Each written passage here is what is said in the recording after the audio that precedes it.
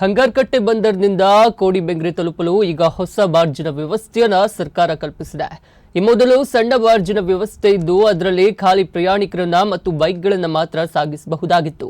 ಸಣ್ಣ ಬಾರ್ಜು ದುರಸ್ತಿಯಾದ ಕಾರಣದಿಂದಾಗಿ ಈ ದೊಡ್ಡ ಬಾರ್ಜಿನ ವ್ಯವಸ್ಥೆಯನ್ನ ಮಾಡಲಾಗಿದೆ. ದೊಡ್ಡ ಬಾರ್ಜಿನಲ್ಲಿ ಒಂದು ಸಲ ಹಂಗಾರಕಟ್ಟೆಯಿಂದ ಕೋಡಿಬೆಂಗ್ರೆಗೆ ಕರೆದೊಯ್ಯುವ ವೇಳೆ 9 ಕಾರು ಮತ್ತು 30 ಬೈಕ್ಗಳನ್ನು ಸಾಗಿಸಬಹುದು.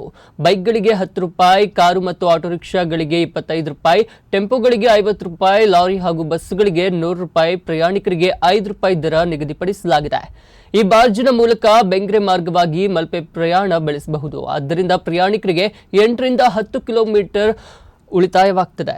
ಮಲ್ಪೆಯಿಂದ ಕುಂದಾಪುರ ಕಡೆಗೆ ತೆರಳುವ ಮೀನುಗಾರಿಕೆ ವಾಹನಗಳಿಗೆ ಈ ಬಾರ್ಜು ಬಹಳಷ್ಟು ಉಪಯೋಗವಾಗಲಿದೆ ಹಾಗೂ ವಾಣಿಜ್ಯೋದ್ಯಮ ವಹಿವಾಟುಗಳಿಗೆ ತುಂಬಾ ಉಪಯೋಗವಾಗಲಿದೆ.